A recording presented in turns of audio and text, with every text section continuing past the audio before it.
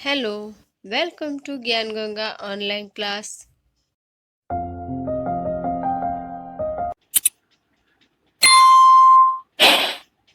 आज हम कक्षा 7 का विषय हिंदी कविता 7 साथ ही हाथ बढ़ाना इसकी स्वाध्याय पुस्तक पूर्ण करते हैं। पाठ 7 साथ ही हाथ बढ़ाना। प्रश्न पहला है, सही विकल्प चुनकर लिखने के लिए। पहला, इस कविता के रचयिता खाली जगह है। इनमें इन चारों विकल्पों में से बी विकल्प सही है, साहिर लुधियानवी। दूसरा, अकेले प्रयत्न करने का क्या परिणाम होगा? ए विकल्प, व्यक्ति थक जाएगा। तीसरा, थक जाने से बचने के लिए लोगों को क्या करना चाहिए? डी विकल्प, मिलकर बोझ उठाना चाहिए। चौथा, मेहनतकश लोगों के सीने किसके बने हैं? सी विकल्प, फौलाद से। पांचवा, मेहनतकश लोग चट्टानों में खाली जगह पैदा कर सकते हैं। डी विकल्प, रास्ते। छठवां, एक से एक मिले तो खाली जगह बन जाता है दरिया। इसमें बी विकल्प, कतरा।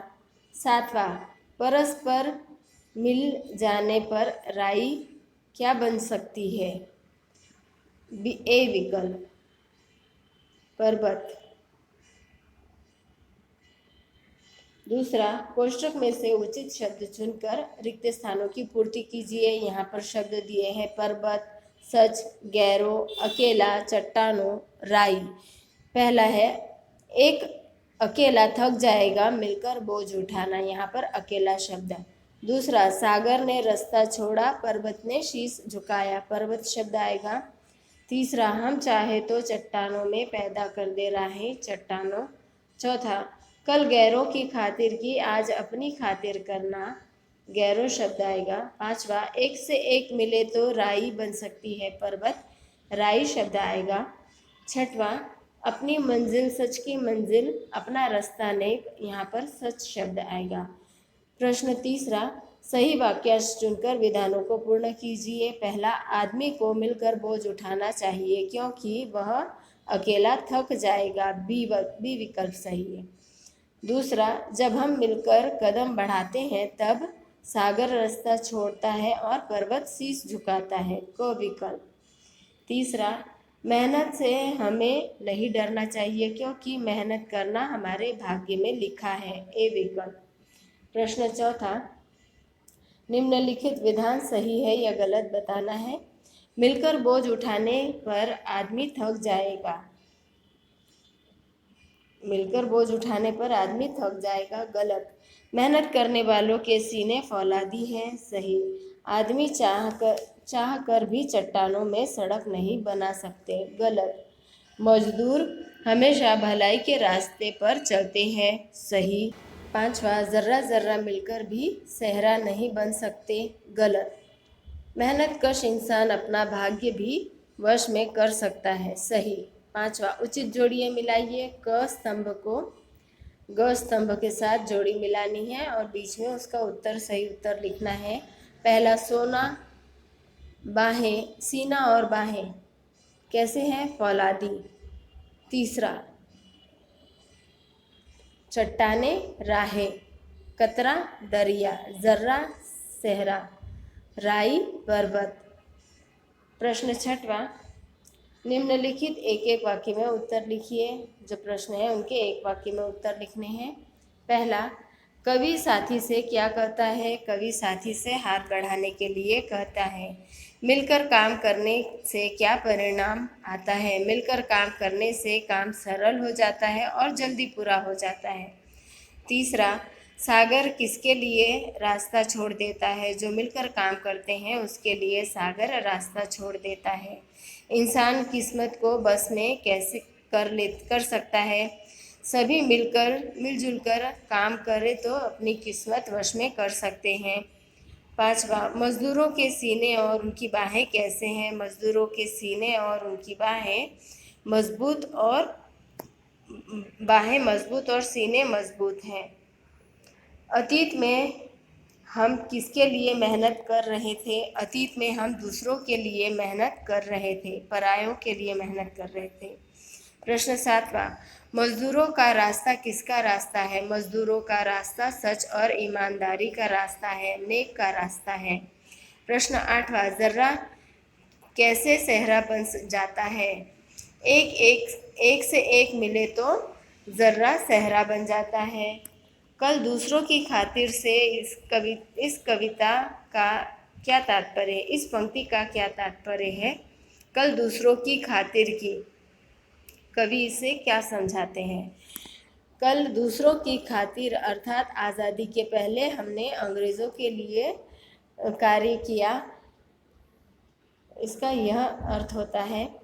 प्रश्न 7वां, निम्नलिखित प्रश्नों के 2-3 वाक्य में उत्तर लिखिए। कवि साथियों को क्या सलाह देते हैं? कवि साथियों को हाथ बढ़ाकर सहयोग देने के लिए कहते हैं, क्योंकि मिलकर काम करने से बोझ हल्का हो जाता है। प्रश्न 2, मेहनत करने वालों के सामने कौन कौन झुक जाते हैं? मेहनत करने वालों के सामने पर्वत भी झुक जाते हैं और सागर अपना रास्ता छोड़ देता है। तीसरा, मजदूरों के सीने और उनकी बाहें किसकी तरह मजबूत है? वे चट्टानों में क्या बन सकते हैं? मजदूरों के सीने और बाहें मजबूत है और वे चाहे तो कठोर से कठोर चट्टानों में भी रास्ता बना सकते हैं। संगठन में शक्ति होती है, स्पष्ट कीजिए। कविता एकता का मूल मंत्र देते हुए कहते हैं कि सहयोग से काम करें तो कठिन से कठिन कार्य भी आसानी से और जल्दी पूरा हो जाता है। इसीलिए हम सबको भेदभाव मतभेद सब भुलाकर प्रयास करें तो सफलता अवश्य प्राप्त होगी। प्रश्न 8, निम्नलिखित प्रश्न के उत्तर संक्षेप में लिखिए। मेहनत से क्या क्या हो सकता है? मेहनत से समुद्र भी रास्ता दे सकता है, पर्वत झुक सकता है और अपनी इच्छा शक्ति से चट्टानों में रास्ते भी बना सकते हैं। हम अपना भाग्य मेहनत करके बदल सकते हैं। प्रश्न 2, इस गीत में सीने और बाहों के फौलादी क्यों कहा गया है? सीने और बाहों को फौलादी क्यों कहा गया है? यह गीत श्रमिकों और मेहनतकश लोगों से संबंधित है, इसीलिए श्रम करने वालों के सीने और बाहें मजबूत है, बड़े से बड़े काम करने के लिए तैयार है। प्रश्न 3, आपने अपने प्रिय साथी की विशेषताएं 4-5 वाक्य में लिखिए। अपने प्रिय साथी, किसी भी साथी का नाम आप बोल सकते हो, जैसे मेरा प्रिय साथी मोहन है। मोहन मेहनती और परिश्रम है। वह हमेशा गरीबों और कमज़ोर लोगों को सहायता करने के लिए तैयार रहता है। पढ़ाई में भी वह कक्षा में सबसे होशियार है। सभी विद्यार्थियों के साथ मिलकर कार्य करता है। फुटबॉल उसका मनपसंद खेल है और वह फुटबॉल का बड़ा खिलाड़ी है। समूह भावना का गुण है। कक्षा में सबसे होशियार है। ऐसे आप मन से 5-7 वाक्य अपने मित्र के बारे में बता सकते हो। हमारा काम आसान कब हो जाता है? जब हम कोई अकेले काम करेंगे तो वह कठिन होगा, मुश्किल होगा, लेकिन हम सब मिलकर एक दूसरे की सहायता करेंगे तब हमारा काम आसान हो जाता है। वैसे भी आज का युग संगठन का युग है, संघ शक्ति कलयुग है, तो हमें मिलजुल कर कार्य करना चाहिए। सहानुभूति। प्रश्न 9, निम्नलिखित काव्य पंक्तियों को समझकर लिखिए। सागर ने रास्ता छोड़ा और पर्वत ने शीश झुकाया। कवि कहते हैं कि जब हम मेहनत करने वालों ने मिलकर कदम बढ़ाया तब सागर ने भी रास्ता दे दिया, पर्वत भी झुक गए। अर्थात समूह भावना से सागर को भी पार कर सकते हैं, पर्वत की चोटी पर भी पहुंच सकते हैं। कल गैरों की खातिर की, आज अपनी खातिर करना। प्रश्न 2, इसका जवाब। साहिर लुधियानवी मजदूरों को प्रेरित करते हुए कहते हैं कि कल दूसरों के लिए मजदूरी की, मेहनत की, पर आज हमें अपने स्वाभिमान के लिए मेहनत करना है, अपने भाग्य को बदलना है। प्रश्न तीसरा, अपनी मंजिल सच की मंजिल, अपना रास्ता नेक। कवि साहिर लुधियानवी कहते हैं कि अपना लक्ष्य सच्चाई का है, ईमानदारी का है और वहाँ तक पहुँचने का रास्ता भी नेक और पवित्र है। इसीलिए सब लोग मिलकर सच्चाई के रास्ते पर चलकर सच को प्राप्त कर सकते हैं। प्रश्न 10वां, नीचे हाथ के से संबंधित कुछ मुहावरे दिए गए हैं, उनके अर्थ लिखकर वाक्य प्रयोग कीजिए। बाएं हाथ का खेल, आसान काम होना, कार्य सरल होना। वाक्य, परीक्षा में पास होना तो मेरे बाएं हाथ का खेल है। हाथ बढ़ाना, मदद करना, सहायता करना। कमज़ोर बच्चों को आगे बढ़ाने के लिए हाथ बढ़ाना चाहिए। तीसरा, हाथ पैर फूलना, घबरा जाना। जंगल में शेर को देखकर हाथ पैर फूल गए। हाथ लगना, पाना या वस्तु प्राप्त होना। चोर के हाथ लगे वस्तु गायब हो जाती है। 5वां, हाथ मलना, पश्चाताप करना, पछताना। जो विद्यार्थी वर्ष भर पढ़ाई नहीं करते उन्हें अंत में हाथ मलना पड़ता है। प्रश्न 11वां, निम्नलिखित काव्य पंक्ति को पूर्ण कीजिए। तो यह काव्य पंक्ति आप अपनी पुस्तक में से लिखकर पूर्ण कर सकते हो। शब्द को सही क्रम में लिखकर मूल पंक्ति बनाइए, यह भी आपको आपकी पुस्तक में मिल जाएगा।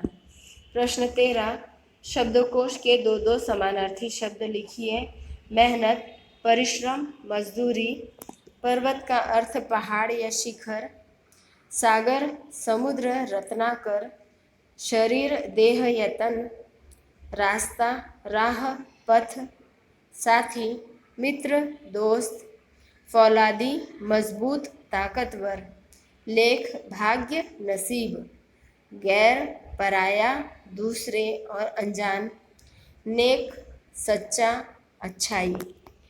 प्रश्न 14, निम्नलिखित शब्दों के विलोम शब्द लिखना है। विरोधार्थी शब्द, नेकी का, बदी, बेईमानी।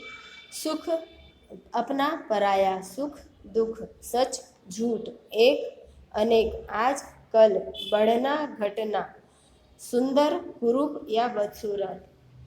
प्रश्न 15, यहाँ पर कुछ कोष्ठक में कविता में आए शब्द हैं, उन्हें ढूंढकर पहले शब्दों में उन्हें लिख लेना है और फिर उन्हें शब्दकोश क्रम में लिखकर तैयार करना है। तो मैंने यहाँ पर लिखकर तैयार किया है, आप इसे देखकर अपनी नोट में लिख सकते हो।